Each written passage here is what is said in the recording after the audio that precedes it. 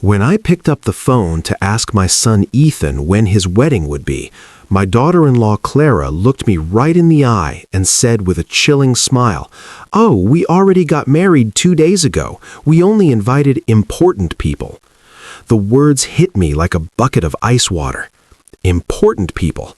I, who for 4 years had paid their monthly rent of $600, bought every piece of furniture in their house, and filled their refrigerator when they had nothing to eat, I was not an important person? I stood there in the living room of my own house, holding the phone as if it weighed 1,000 pounds, watching my son avoid my gaze while Clara made herself comfortable on the sofa I had bought for them. The navy blue suit I had picked out for her wedding hung uselessly in my closet, along with the new shoes and the illusion of being part of the most important day of my only son's life. I had spent $250 on that suit, thinking about how nice I would look in Ethan's wedding photos, photos in which I would never appear. For weeks, I had planned every detail. I had put money aside to give them $1,500 as a wedding gift. I had called my sister Maria in Seattle to tell her the good news. I had cleaned my house from top to bottom, thinking they might come celebrate with me after the ceremony. All of that collapsed in a second with those 4 poisoned words, "Only important people." Ethan finally lifted his gaze and said in a rehearsed-sounding voice, "Dad, it was an intimate thing, very small, just the 2 of us and the witnesses." But I knew it was a lie. I saw the photos on social media. I saw Clara's parents proudly posing next to the bride and groom. I saw her siblings toasting with champagne. I saw Clara's white dress, which I had helped finance with the $900 I had given her last month for her personal expenses. I saw everything I wasn't supposed to see. A week later, exactly 7 days after that humiliation, Clara called me with a completely different voice. She was no longer the confident woman who had excluded me from her wedding. Now she sounded desperate, almost pleading. "Victor, the rent is overdue. The landlord is pressuring us and says if we don't pay this week, he will kick us out. You forgot to make the transfer." Her voice trembled slightly, as if the world were ending. I was silent for a few seconds, remembering all the times I had run to the bank to make that transfer, all the times I had canceled my own plans to make sure they had a roof over their heads, all the times I had eaten beans and rice so I could give them money for their desires. And now, after they had excluded me from the most important moment of their lives, they had the audacity to call me as if nothing had happened? "Clara," I said with a calm that surprised even me, "didn't I warn you that I only help important people?" The silence on the other end of the line was so deep that I could hear my own heart beating. For the first time in years, it was not I who was trembling, but her. "Victor, I don't understand," she stammered. "We were always important to you. You're like a second dad to me." Lies. All lies, wrapped in that sweet voice she only used when she needed something, the same voice she had used to ask me for money for the wedding dress, for the honeymoon, for the rings, which I had helped finance without knowing I would never see the ceremony where they were exchanged. For so many years, I had this constant feeling of walking on eggshells, weighing every word, every gesture, every gift, hoping to get a crumb of affection from my own son. I was the perfect father, the obliging father-in-law, the silent provider who never protested when they treated me like I was invisible. But that phrase, "only important people," awakened something in me that had been dormant for far too long. I had calculated in my head how much money I had spent on them in those 4 years. Between rent, food, gifts, emergencies, and whims, it was over $25,000. $25,000 I had taken from my retirement, from my savings, from the money my late wife had left so I could live my last years in peace. And what was all that for? To be treated like a stranger on my own son's wedding day? That night, after I hung up, I sat on my bed and cried. But they weren't tears of sadness, they were tears of anger, of accumulated frustration, of years of silently endured humiliation. I cried for all the times they made me feel that my love was a burden, my presence a hindrance, my money the only thing I had to offer. I cried for the foolish father I had been, for the man who had lost himself, trying to be indispensable to those who considered him dispensable. When I woke up the next morning, something inside me had changed. It was not just the pain of betrayal, it was something deeper, colder. I stood up and looked at myself in the bathroom mirror, the same tired eyes as always, the same wrinkles that told stories of years of giving love without getting it back. But there was something else in my gaze, a hardness I didn't recognize, a determination that had been dormant for far too long. I went to the kitchen and made coffee, as I had every morning for 40 years. But this time, I didn't think about calling Ethan to ask how he had slept. I didn't check my phone in anticipation of a message from him apologizing for the previous day's humiliation.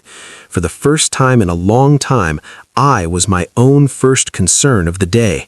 I sat at the table where I had so often planned surprises for them, counted bills for their expenses, and cried silently when they treated me with indifference.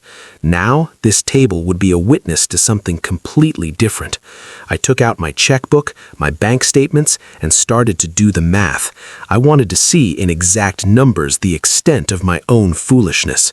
Monthly rent of $600 multiplied by 48 months was $28,800. Food and supplies, approximately $250 a month, was another $12,000.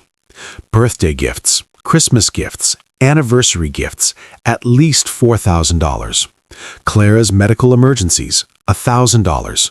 The car loan they never paid me back, $3,000. The air conditioner repair in their apartment, $700.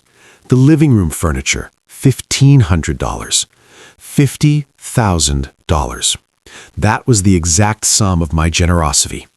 $50,000 I had wasted from my wife's inheritance, from my pension, from the savings I had put aside penny by penny for decades of honest work. All that money thrown out the window to keep two adults comfortable who couldn't even pretend to respect me. The phone rang and I saw Ethan's name on the screen. Normally, my heart would have pounded as I ran to answer, hoping he would finally apologize and explain that everything had been a misunderstanding. But this time, I let it ring. Once, twice, 3 times. Finally, it fell silent, and I continued drinking my coffee as if nothing had happened. 10 minutes later, it rang again. This time, it was Clara. I let it ring too.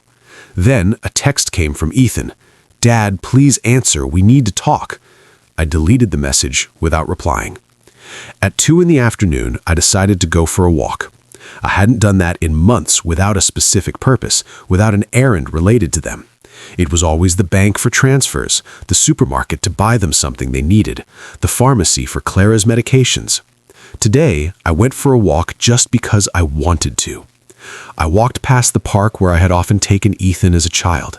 I remembered that sweet boy who hugged me tight and said I was the best dad in the world. When had he become this man who treated me like an ATM with feelings? When did I start confusing love with money? When did I start to believe I had to buy my own son's affection? At the bank, where I had so often made automatic transfers, I stopped in front of the door. The branch manager, Mr. Harlan, saw me through the glass and waved. I had known him for years. He had processed every one of my transfers to Ethan and Clara. He had watched my account drain month after month to fill theirs. I went inside and walked directly to his office. "Mr. Harlan," I told him, "I need to cancel the automatic transfers I have programmed." He looked at me surprised. For 4 years, these transfers had been as regular as the sunrise. "Are you sure, Mr. Lang? Did something happen?" His concern was genuine, more genuine than any interest Ethan had shown in me in recent months. "What happened is that I finally opened my eyes," I replied. "I want to cancel everything, and I also want information on how to protect my accounts. I don't want anyone else to have access to my money." While Mr. Harlan processed the cancellations, my phone didn't stop ringing. Ethan, Clara, Ethan again. It was as if they had developed radar to detect when their source of income was in danger. I turned the phone off completely. "Mr. Lang," Mr. Harlan said as he handed me the papers, "I apologize for intruding, but in all these years I have seen you be very generous with your family. I hope you are not being pressured to make these changes." His words touched me deeply. This man, who barely knew me beyond bank transactions, showed more genuine concern for my well-being than my own son. "I'm not being pressured, Mr. Harlan. On the contrary, I have finally stopped pressuring myself." When I left the bank, I felt strangely light, as if I had left an enormous burden in that office. For the first time in years, my money was entirely mine. I had no financial obligations to people who saw me as a resource instead of a person. I went home and thought about all the things I hadn't done to please Ethan and Clara. The trips I hadn't taken to save money for them. The friends I no longer saw because I was always available for their emergencies. The hobbies I had given up because every dollar I spent on myself was $1 less for their needs. When I got home, I found 3 cars parked in front of my door. Ethan's, Clara's, and one I didn't recognize. I could see movement inside my house through the windows. My blood ran cold. They had keys.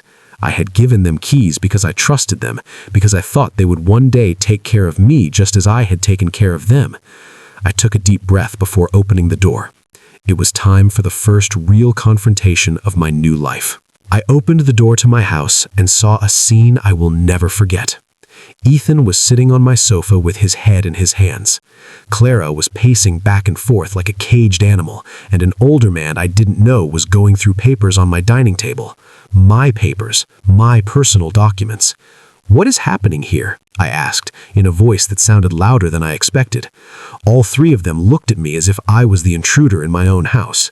Clara was the first to speak, and her voice had that desperate urgency I had already heard on the phone. "Victor, thank God you're here. We need to talk. Mr. Donovan is from the law firm we consulted about your situation." "My situation?" The question came out of my mouth with a calm that surprised me. "What situation? I'm doing perfectly fine." Ethan finally lifted his head and looked at me with those eyes that once belonged to an innocent child and now only reflected financial panic. "Dad, we went to the bank and they told us you canceled all the transfers. Mr. Harlan explained that you also blocked our access to your accounts." "We don't understand why you did that." Mr. Donovan, a man in his 50s in a gray suit and a smile that didn't inspire confidence, approached me with an outstretched hand. "Mr. Lang, I am Dr. Donovan, a family law attorney. Your children are concerned about your mental well-being and have asked me to assess the situation." I didn't shake his hand. Instead, I went directly to my dining table and collected all my documents that he had been reviewing without my permission. "These are my private papers. You have no right to look at them without my consent." "Dad," Ethan interjected with that condescending voice he had perfected in recent years, "we're worried about you. Your behavior has been very strange lately.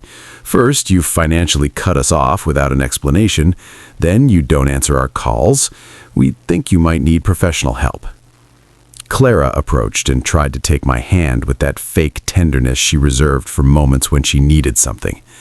"Victor, honey, we know you're under a lot of stress. Maybe the loneliness is affecting you more than you think. At your age, episodes of confusion are normal."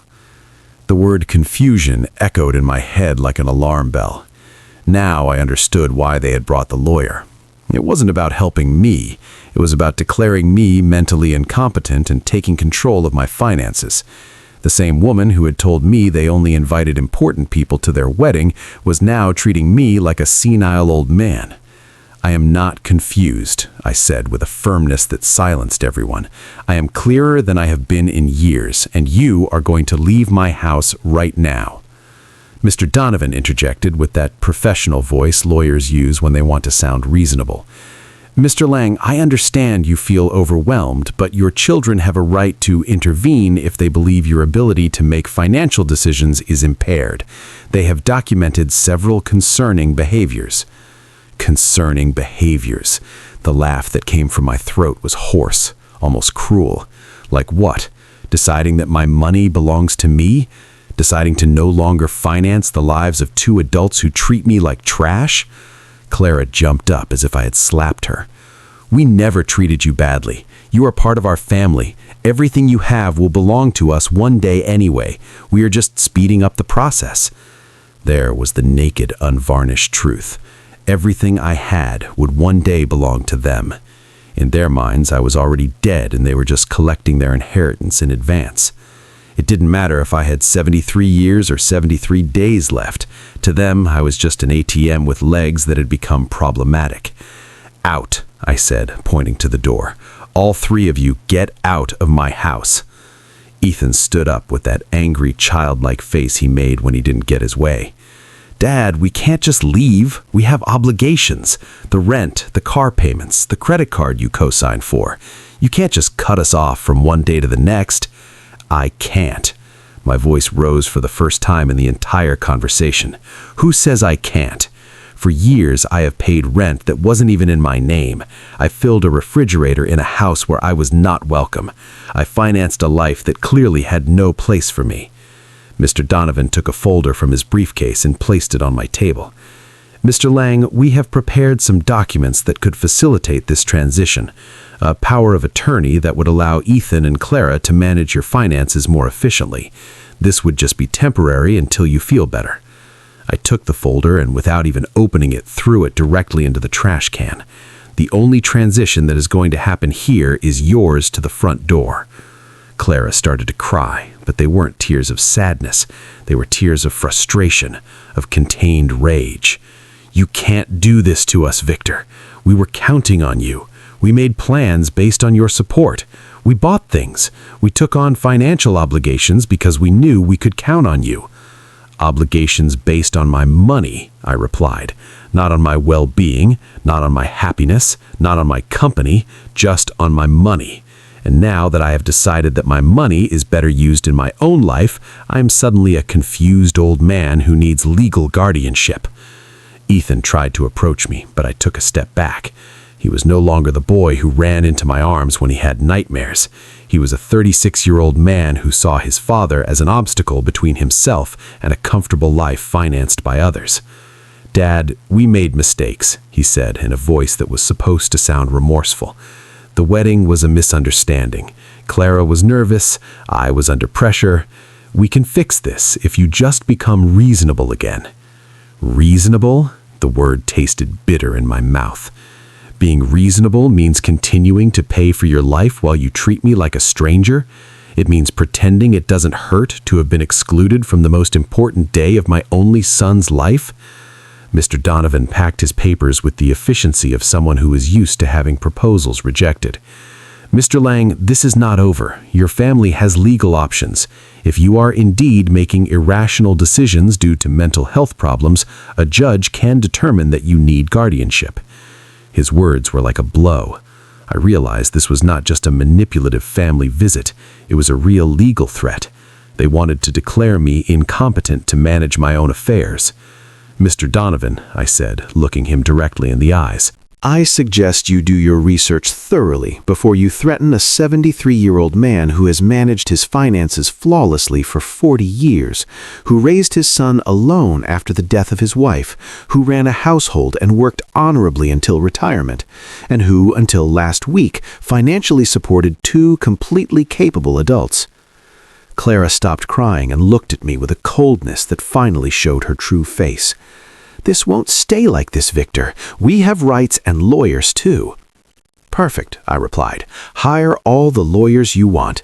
With your own money, of course, because mine is no longer available to finance your legal tantrums." The 3 of them walked to the door with the wounded dignity of people who are not used to being told no. Before he went out, Ethan turned to me one last time. "Dad, this is going to end very badly for you. You're going to end up alone with no one to take care of you when you really need it." "Ethan," I said with deep sadness, but also with crystalline clarity, "I am already alone. The difference is that now it's by my own choice, not by your neglect." As I closed the door behind them, I stood in my living room, surrounded by the most beautiful silence I had heard in years. It was the silence of freedom. That night I couldn't sleep, but not out of sadness or regret, but out of adrenaline from having reclaimed control of my own life. I lay awake in bed, planning my next steps like a general preparing for a battle. If Ethan and Clara wanted to fight, I would give them a war, but it would be a war I would fight with intelligence, not with emotion. At 6 in the morning, I was already dressed and ready to go. My first stop was the office of attorney Mr. Vance, a man I had met years ago when I was handling my wife's will.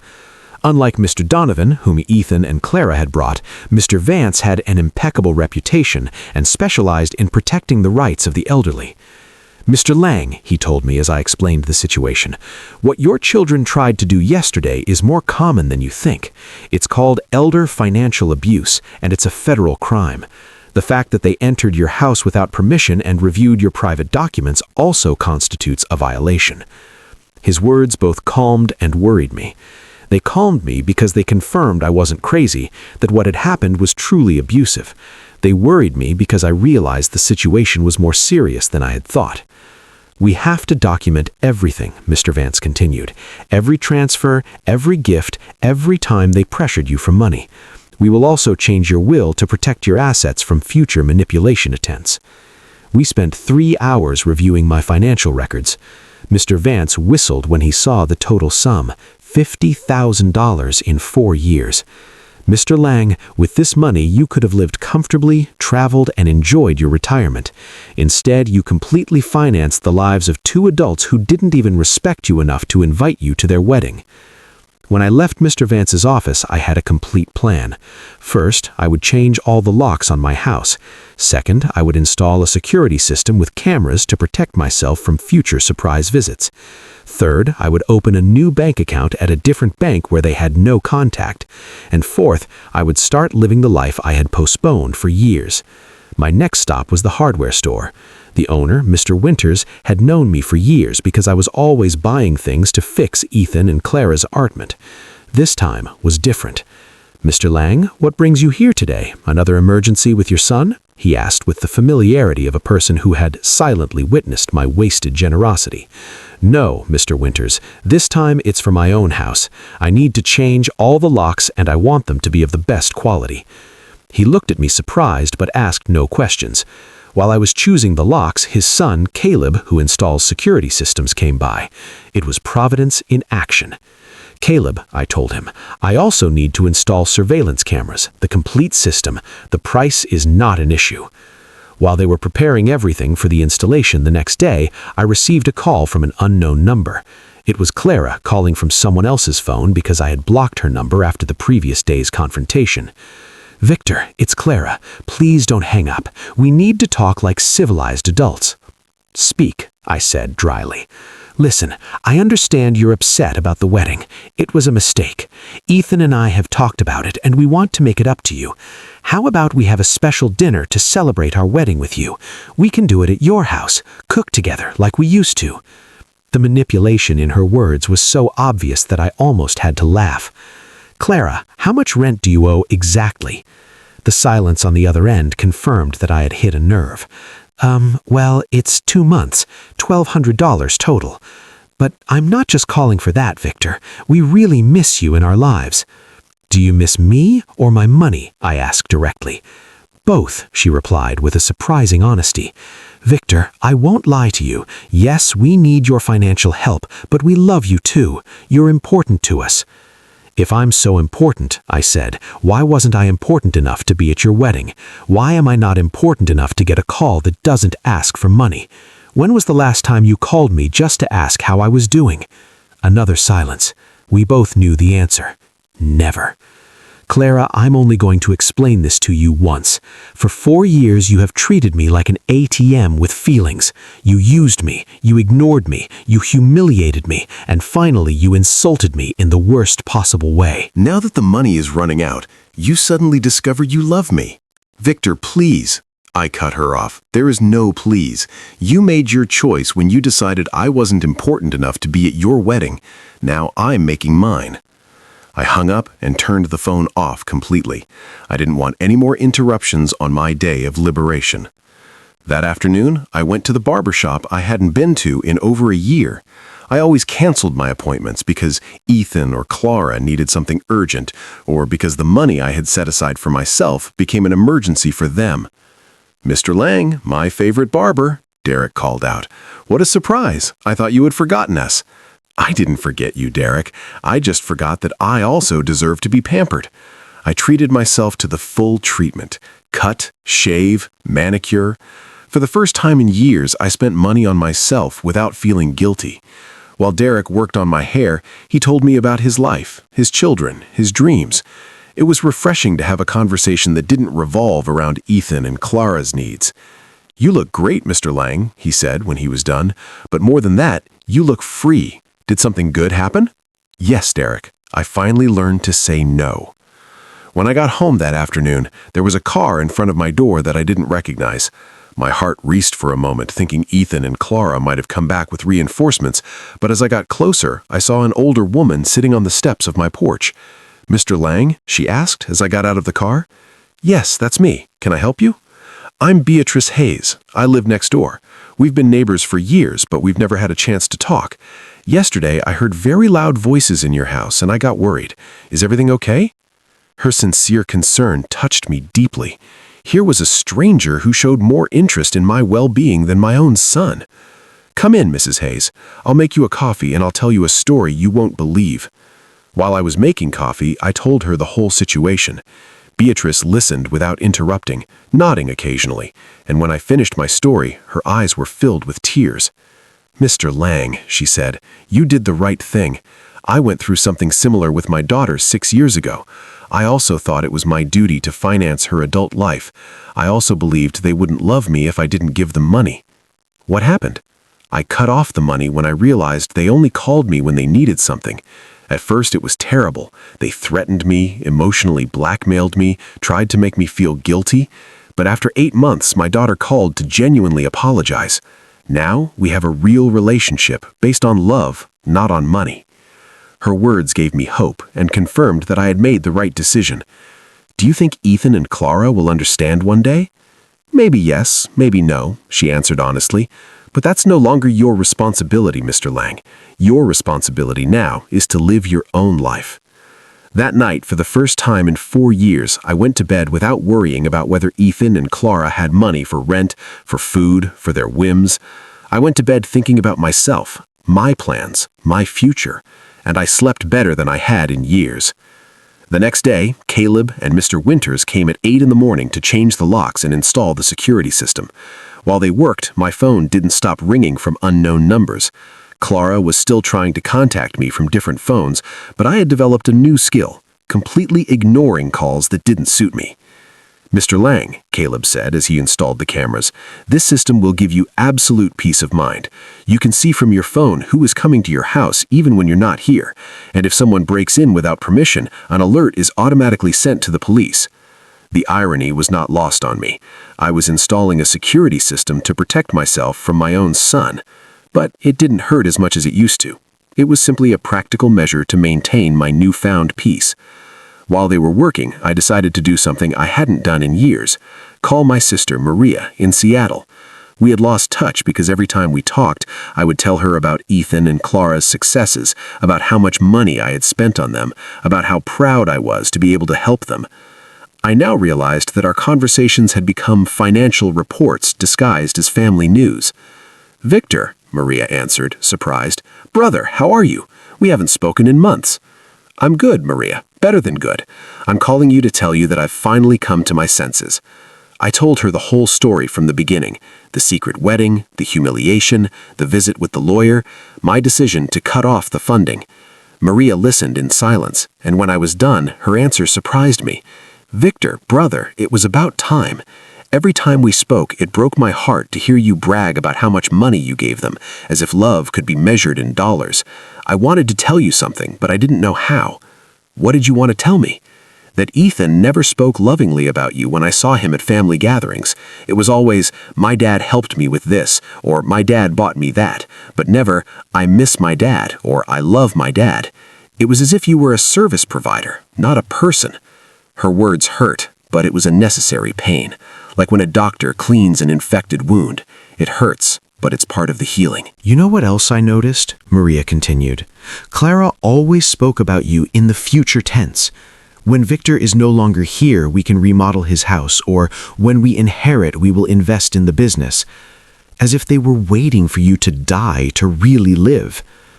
This revelation hit me like a bucket of ice water. They didn't just see me as an ATM, they saw me as a temporary obstacle between them and their money.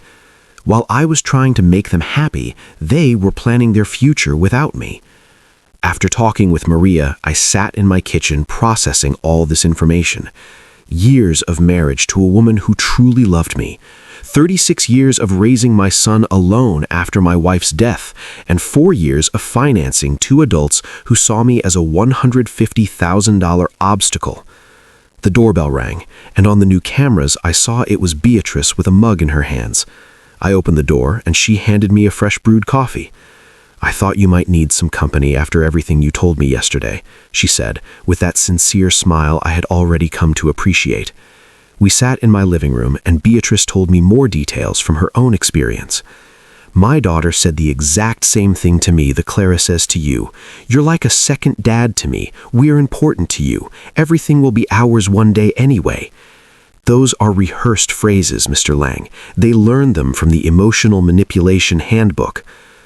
"Do you think such a handbook exists?" I asked, half-jokingly.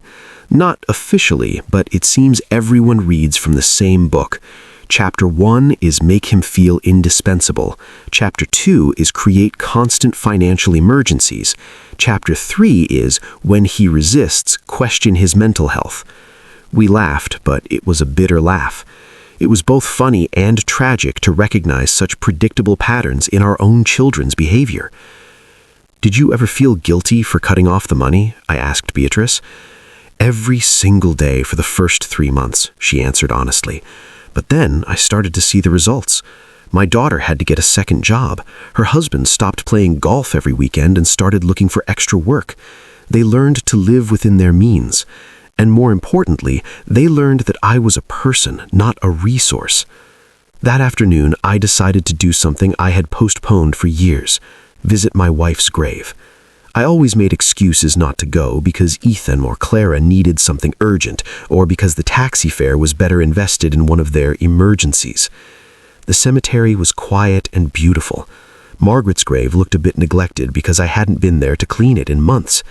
I sat on the grass next to her headstone and talked to her as if she were alive. "Margaret, my love, I think I lost myself for a while. After you left, I put all my energy into Ethan. I wanted to be the best father in the world, thinking somehow he would grow up without a mother. But I think in the process, I forgot to be myself." The wind blew gently, and for a moment I felt like she was listening to me. "Our son has become someone I don't recognize.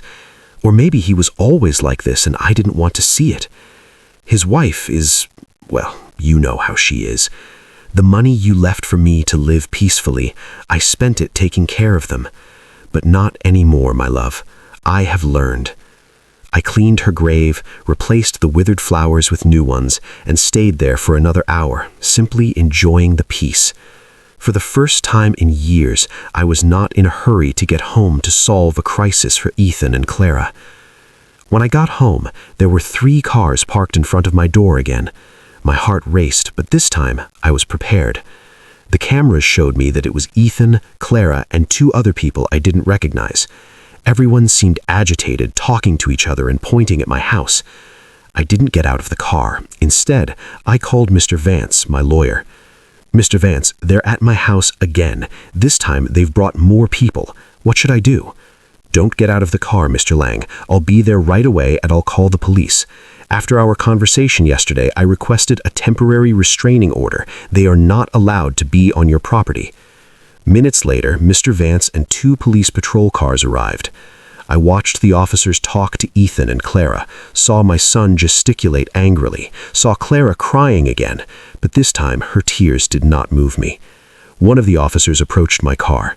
"Sir, you can get out safely. Your visitors are going to leave immediately." As I got out of the car, Ethan shouted at me from the street. "Dad, this is ridiculous. We're your family. You can't call the police on your own son."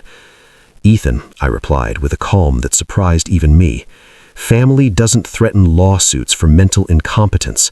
Family doesn't break into people's homes without permission. Family doesn't treat their fathers like ATMs." Clara screamed from across the street. "You're going to pay us everything you owe us. We have bills you co-signed for. You can't just abandon us like this." Mr. Vance interjected, "Ms. Hayes, any future communication must be through my office, and I suggest you consult with an attorney before making collection threats because my client has full documentation of all the payments he voluntarily made for 4 years." I watched them drive away in their cars, defeated but not giving up. I knew this wasn't over, but for the first time in this situation, I felt confident. I had professional help, I had emotional support from Beatrice, and more importantly, I had mental clarity about what was right and what was wrong. That night, Beatrice invited me to her house for dinner. I met her daughter who was visiting, and I was able to see with my own eyes what a healthy family relationship looked like. They spoke respectfully to each other, asked sincerely about each other's lives, and laughed together. The daughter didn't ask for money once the entire evening. "I wanted that with Ethan too," I confessed to Beatrice after her daughter had left. "And maybe you'll get it one day," she replied. "But first, he has to learn that you are a person who deserves respect, not just a source of income." For the first time in weeks, I went to bed feeling hopeful about the future. The next few days were strangely peaceful. The surveillance cameras showed me that Ethan and Clara were driving past my house several times a day, sometimes slowly, sometimes they parked for a few minutes, but without getting out. It was as if they were studying my routine, looking for the perfect moment for their next move. Mr. Vance had advised me to document every one of these visits, so I kept a detailed log with the date and time. "Their persistence will work in our favor," he had said.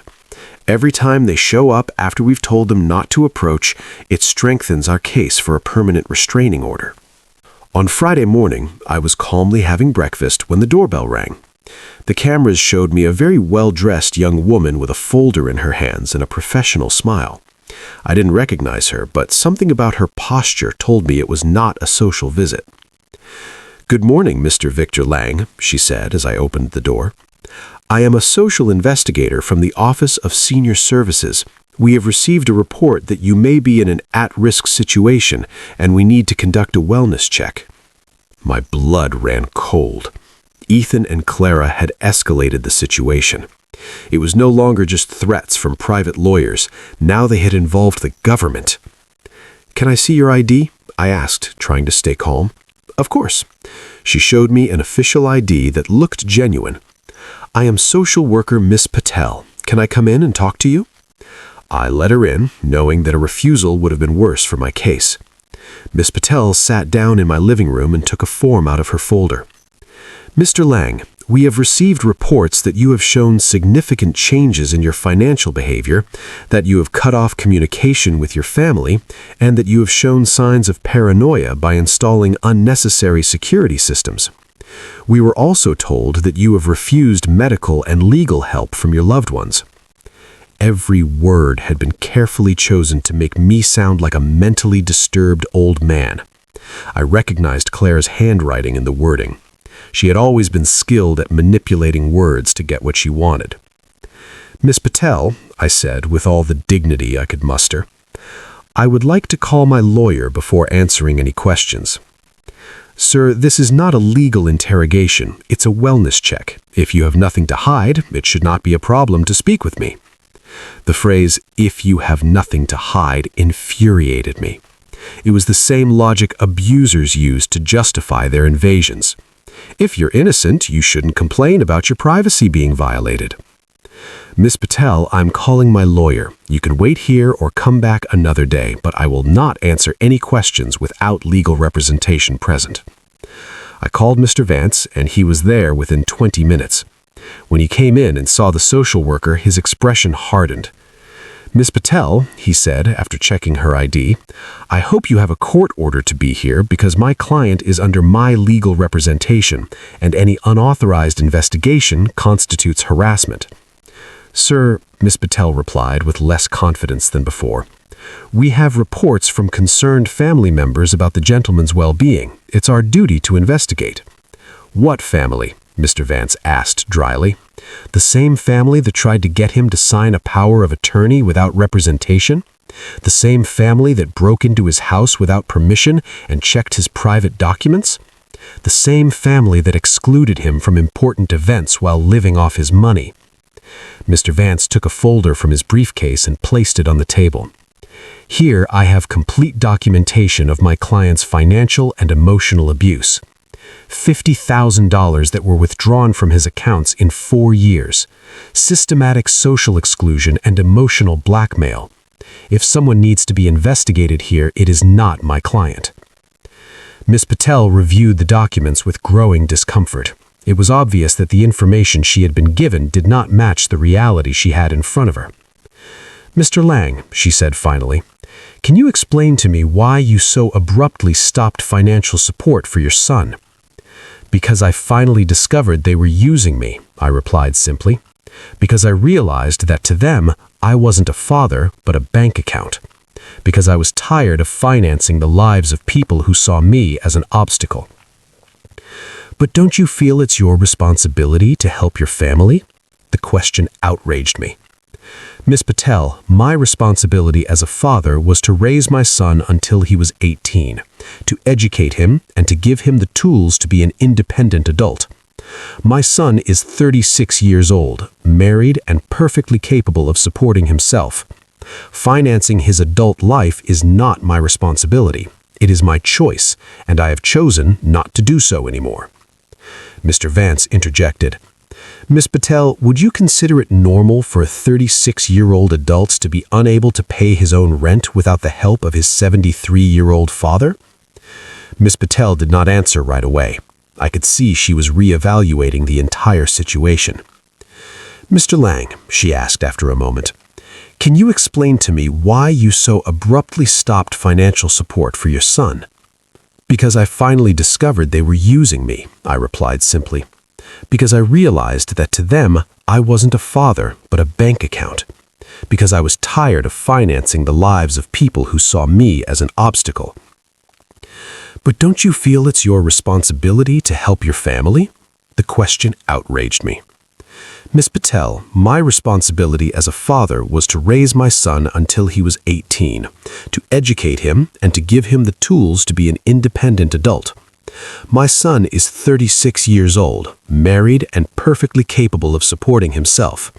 Financing his adult life is not my responsibility. It is my choice, and I have chosen not to do so anymore." Mr. Vance interjected. "Ms. Patel, would you consider it normal for a 36-year-old adult to be unable to pay his own rent without the help of his 73-year-old father?" Ms. Patel did not answer right away. I could see she was reevaluating the entire situation. "Mr. Lang," she asked after a moment, "can you explain to me why you so abruptly stopped financial support for your son?" "I will close this case." After she left, Mr. Vance and I remained silent for a few minutes. "Victor," he said finally, "this is going to continue to escalate. Ethan and Clara are spending money they don't have to hire professionals to try to have you declared incompetent." "Does that mean they are desperate?" "It means that exactly. What else can they do? They can file a lawsuit for incompetence. It's expensive and hard to win, but if they find a sympathetic judge and a psychiatrist willing to testify in their favor, they could get a guardian assigned." The thought terrified me. They could take control of my money? "They could try, but we have solid evidence that you are completely competent and that they are motivated by greed and not by genuine concern." That afternoon, I called Maria to vent. "Brother," she said after hearing my story, "do you notice how far they are willing to go for money? They are risking family relationships, spending money on lawyers and doctors, destroying their own reputation, all to get access to your bank account again." Her words made me think. Ethan and Clara had completely revealed their true nature. There was no going back. There was no possibility of a genuine reconciliation. To them, I had never been a father or a respected father-in-law. I had always just been money on legs. This revelation, although painful, was also liberating. I no longer had to wonder if I was making the right decision. I no longer had to feel guilty for protecting myself. They had proven for themselves that my emotional and physical well-being was less important to them than my money. That evening, Beatrice came to visit with a surprise. She had invited her friends from the garden club to meet me.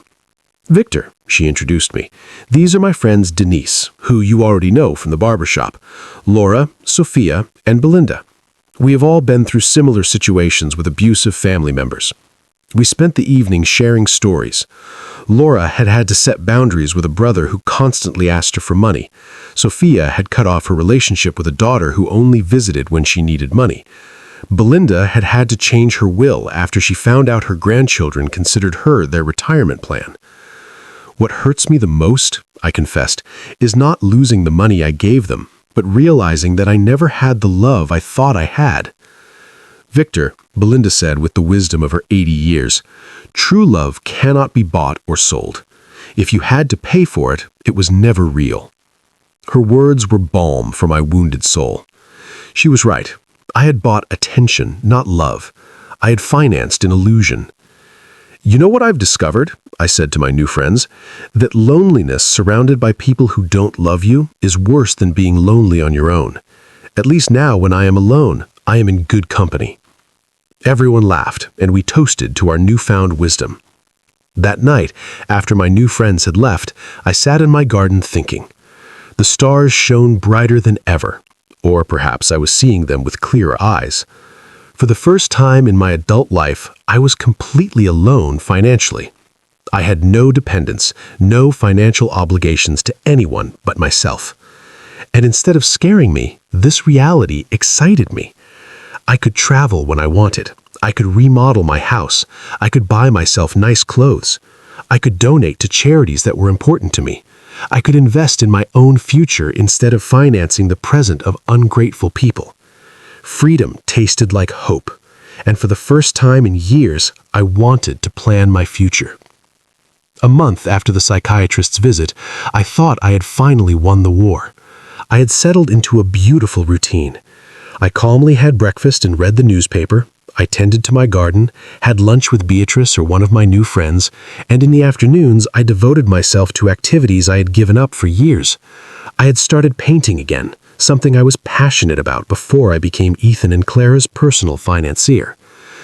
But on a Thursday morning, while I was painting flowers on my new easel, Mr. Vance came to my house with a grim expression that made my blood run cold. "Victor, we need to talk. Ethan and Clara have filed a formal lawsuit for mental incompetence in family court. They are requesting to have a legal guardian assigned to you." The words fell on me like stones. I knew it was a possibility, but hearing it out loud made it terrifyingly real. Does that mean they can take control of my money? If a judge determines that you are unable to manage your affairs, yes, he could place Ethan as your legal guardian, which would give him full control over your finances. I sat down heavily on my sofa, feeling the weight of the deepest betrayal I had experienced in my life. My own son was trying to legally declare me incompetent to steal my money. "Mr. Vance, what evidence could they have? You yourself have seen that I am completely competent." "They have statements from 3 witnesses who claim you have behaved erratically. They also submitted unpaid doctor's bills that you supposedly didn't pay and medications that you supposedly hoarded without taking them." "But that's a lie. I don't have any outstanding doctor's bills or hoarded medications." "I know, Victor, but they have fabricated convincing evidence. They also have the statement from Dr. Kingsley, who states you refused to cooperate with a psychiatric evaluation, which they interpret as proof of mental decline." The manipulation was diabolical. They had turned my refusal to undergo an unnecessary exam into proof of a mental illness. They had used my instinct to protect myself from them as proof that I needed protection. Who were the 3 witnesses? Mr. Vance looked through his documents. Clara, of course, a neighbor named Mr. Carson, and someone who claims to be your pharmacist, Mr. Hale. Mr. Carson was the neighbor across the street, an unpleasant man who had always had problems with me because my friends sometimes parked in front of his house. Mr. Hale was indeed my pharmacist, but I didn't understand what he could have against me. "I need to talk to Mr. Hale," I told Mr. Vance. "Something's not right." We went to the pharmacy together that afternoon. Mr. Hale received me surprised and nervous. "Mr. Lang, it's good to see you." "How are you, Mr. Hale? I was told you signed a statement saying I show erratic behavior with my medications. His face turned red as a tomato. Mr. Lang, your daughter-in-law came in a few weeks ago and asked about your medications. She said she was worried because you were acting strangely. And what did you tell her? I explained to her that you only buy vitamins and occasional aspirin, that you don't have any regular medical prescriptions, but she insisted that this was proof that you weren't taking adequate care of your health. Mr. Vance interjected. Mr. Hale, did you sign a paper? She brought a document that said I was confirming that Mr. Lang had irregular medication purchases. I thought it was for his health insurance or something. I didn't know it was for a lawsuit. My own pharmacist had been tricked into signing something he didn't fully understand. Clara's manipulation knew no bounds. Mr. Hale, I said, I need you to write a statement explaining exactly what happened and clarifying that I have no problems with medications. Of course, Mr. Lang, I am terribly sorry for this misunderstanding. After the pharmacy, we went to confront Mr. Carson. When we knocked on his door, he received us with obvious hostility. What do you want, Mr. Carson? Mr. Vance said, I understand you signed a statement about my client's behavior. And you're right, I did. That man is crazy. He's been acting strange for weeks. Can you be more specific about the behaviors you observed? Installing cameras as if he lived in a war zone, having strangers visit all the time, yelling at his family in the street? I realized Mr. Carson had taken everything out of context. The cameras had been installed for protection. The strangers were my new friends. The yelling was me defending my house from Ethan and Clara's invasions. Mr. Carson, I said, do you know why I installed the cameras? No, and I don't care. To protect myself from my son and daughter-in-law who broke into my house without permission and threatened me. That's what a crazy person would say, he replied crudely. There was no way to reason with him. His statement was based on superficial observations, maliciously interpreted. That evening, Mr. Vance and I sat down to plan our defense. Victor, we need our own psychiatric evaluation. I have a colleague, Dr. Ellis, who is an expert in assessing mental capacity. She can officially confirm that you are completely competent. What if Ethan and Clara have bribed the judge? What if none of this matters because they have already decided to declare me incompetent? Victor, the legal system is not perfect, but it's not completely corrupt either. We have solid evidence of your mental competence and their financial motivations. We are going to fight this. The next day, I went to my appointment with Dr. Ellis. She was a woman in her 50s with kind but astute eyes. Mr. Lang, I'm going to ask you a series of questions and tests to assess your mental capacity. Take your time and answer honestly. For 2 hours, she asked me questions about my memory, my reasoning ability, my financial understanding, my emotional health. She also gave me cognitive tests and asked me to solve mathematical and logical problems. Mr. Lang, she said at the end, your results are well above average for your age. You are not only mentally competent, but your cognitive function is excellent. Doctor, why do you think my family is doing this? Based on what you've told me and the documents I've reviewed, this seems to be a classic case of elder financial exploitation. Unfortunately, it's more common than people think. I left the consultation feeling validated but also sad. The professional confirmation of my mental health was a relief, but it also confirmed that the lawsuit was real and necessary. That afternoon, Beatrice organized an emergency meeting with all our friends from the garden club. When I told them about the incompetence lawsuit, everyone was outraged. Victor, Laura said, we will testify in your favor. We have been with you for weeks, and anyone can see that you are doing great.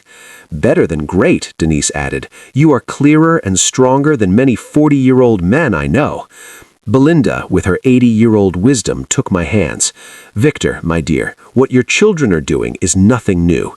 For generations, greedy children have tried to declare their parents insane to get their money. But you have something many of these victims didn't have: documentation, legal support, and friends who can testify for you. Her words gave me hope. I was not alone in this fight. I had an army of strong women who had witnessed my transformation firsthand. "You know what the saddest thing about this whole thing is?" I said. "That Ethan and Clara are willing to destroy any future possibility of reconciliation for money. Even if I were willing to forgive everything so far, there's no going back from this." "And maybe that's for the best," Denise replied. "At least now you know exactly who they are, and you can act accordingly." That night, for the first time since this nightmare began, I really cried. Not out of sadness, but out of grief. I said my final goodbye to the son I thought I had, to the dream of a loving family, to the illusion that unconditional love was reciprocated. But something new also emerged within me. An iron determination not to let myself be stripped not only of my money, but also of my dignity and my freedom. The war had officially begun, but I was ready to fight. The trial came 3 weeks later. I woke up early, put on my best black suit, and looked at myself in the mirror with a determination I had never felt before. Today, not only my mental capacity would be judged, my dignity as a person, my right to live free from abuse, my value beyond my bank account would be judged. Mr. Vance came at 7 in the morning to go over our strategy one last time. "Victor, remember, the burden of proof is on them. They have to prove that you were incompetent. We just have to show that you were not." "And what if the judge is already biased?" "Judge Harlan has a reputation for being fair. I researched his past cases, and he doesn't automatically favor families. He is dedicated to protecting the rights of the elderly." We arrived at the courthouse at 9 in the morning. In the hallway, I saw Ethan in a new suit that he probably bought for the occasion, and Clara dressed in black, as if she were at a funeral. Maybe it was one, the funeral of our family relationship. When our eyes met, Ethan avoided my gaze, but Clara held my gaze with a coldness that confirmed that for her, this was just a business transaction. Their lawyer was an older, elegant man with the kind of confidence that comes from winning similar cases before. When he began his opening statement, his strategy was clear: to portray me as a confused old man who had been manipulated by strangers to alienate me from my loving family. "Your Honor," he said in a solemn voice, "Mr. Victor Lang has shown a clear mental decline in recent months. He has cut off all financial support for his family without a rational explanation.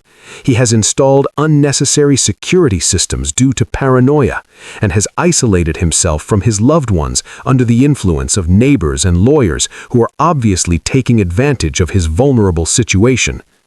Every word had been carefully chosen to make my self-empowerment sound like dementia and my freedom sound like external manipulation. Then they called their witnesses. Clara was the first to testify, and her performance was Oscar-worthy.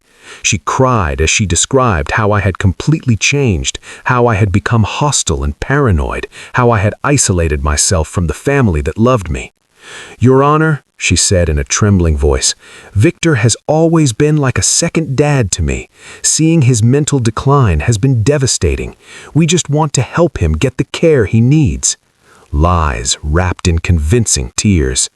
When Mr. Vance cross-examined her, the cracks in her story began to become visible.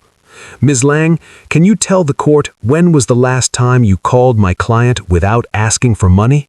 Clara stammered. "Well, we always talked about many things." "Can you give me a specific date?" "I don't remember exact dates." "Is it true that you and your husband got married without inviting my client?" "It was a very small ceremony." "Is it true that when my client asked about the wedding, you told him that you had only invited important people?" Clara's face turned red. "Those words were taken out of context." "What would be the right context to tell your father-in-law that he is not an important person?" She couldn't answer convincingly. Ethan was next. Seeing him on the witness stand, swearing to tell the truth while preparing to lie about my mental health was one of the most painful moments of my life. This was the boy I had raised alone, the one I had dedicated my entire life to. "My dad has always been very generous with us," he testified, "but lately he has become erratic and irrational. We believe he is being manipulated by people who are taking advantage of him." When Mr. Vance cross-examined him, the mask fell completely. Mr. Lang, how much money have you received from your father in the last 4 years? I don't know the exact amount. Does $50,000 sound about right? Maybe. He's always been generous.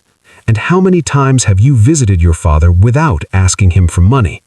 The silence was deafening. Is it true that you and your wife broke into my client's house without permission and checked his private documents?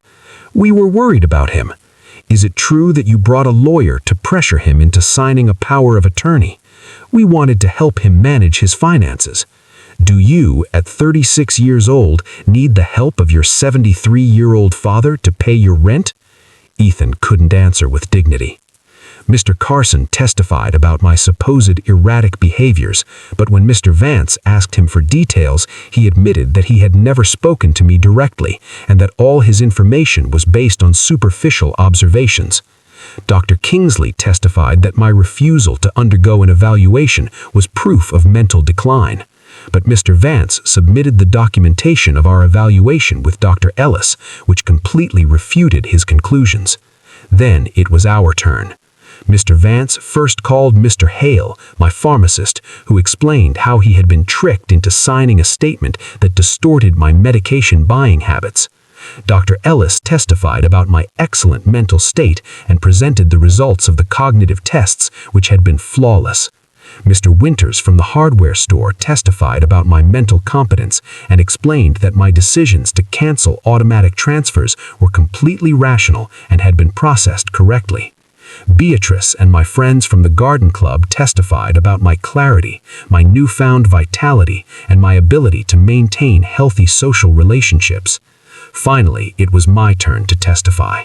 I stood up with dignity and walked to the witness stand, feeling the weight of 73 years of experience, of wisdom gained through pain, of strength discovered in adversity. Mr. Vance guided me through my testimony, letting me tell my whole story. The humiliation of being excluded from the wedding, the constant emotional manipulation, the violation of my privacy, the legal threats. Mr. Lang, Mr. Vance asked, why did you decide to stop financial support for your son and daughter-in-law? Because I finally understood that what I was getting from them was not love, I replied in a clear, loud voice. It was a commercial transaction disguised as a family relationship. My money was welcome, but I, as a person, was not. Do you regret your decision? I only regret that it took me so long to make it. Ethan's lawyer tried to make me appear confused during his cross-examination, but I answered every one of his questions with clarity and precision. When he tried to imply that my new friendships had manipulated me, I explained to him that for the first time in years, I had relationships based on mutual respect and not on financial interest. In his closing argument, Ethan's lawyer insisted that I was a victim of external manipulation. Mr. Vance's rebuttal was devastating. Your Honor, what we have seen here is not the case of an incompetent old man, but that of a man who has finally found the strength to free himself from years of financial and emotional abuse. The plaintiffs have presented no real medical evidence of mental incompetence. What they have presented is frustration because their source of income has decided to exercise his legal and moral right to protect his own resources. Judge Harlan retired to deliberate for 2 hours that felt like 2 years. When he came back, his expression was serious but clear. After reviewing all the evidence presented, he began, "It is obvious to this court that Mr. Victor Lang is in full possession of his mental faculties. Professional psychiatric evaluations confirm his cognitive competence. His financial decisions, as painful as they may be for his family, are completely rational and within his rights." My heart began to beat faster. Furthermore, the judge continued, the evidence suggests that this lawsuit is motivated by financial interest rather than by genuine concern for Mr. Lang's well-being. The court completely denies the request for guardianship. I had won. I had not only won the lawsuit, but also my freedom, my dignity, my right to live free from the abuse of those who supposedly loved me. When we left the courthouse, I saw Ethan and Clara talking angrily with their lawyer. Clara gave me a look of pure hatred before she walked away. Ethan looked at me one last time, and for a second I saw something that could have been regret, but it was already too late. That night, Beatrice organized a celebration at my house with all our friends. We toasted to justice, to freedom, to the brotherhood of strong people who support each other. Victor, Belinda told me, today you didn't just win a trial, you won back your life. She was right. For the first time in years, the future was completely mine. I could travel, I could love, I could create. I could live without fear, without guilt, without manipulation. 3 months later, I sold my house and moved to a beautiful apartment near the city center. I donated half of my money to organizations that protect the elderly from family abuse. With the other half, I began to live the life I had always wanted. I traveled through Asia, took art classes, and joined volunteer groups. I never heard from Ethan and Clara again. I heard from others that they had to move to a smaller apartment and that Clara had found a job for the first time in years. Perhaps the adversity would teach them what my generosity never could, the value of honest work and independence. Some nights when I look at the stars from my new balcony, I think about the man I was a year ago, fearful, manipulated, believing I had to buy love. That man is dead, and in his place, someone has been born who has understood a fundamental truth. True love never has a price, and freedom is never too expensive. My name is Victor. I am 73 years old, and I have finally learned that the most important person I have to love and protect is myself. If you liked this story, give the video a like, subscribe to the channel, and share your thoughts in the comments. To hear the next story, click on the box on the left. Thanks for watching.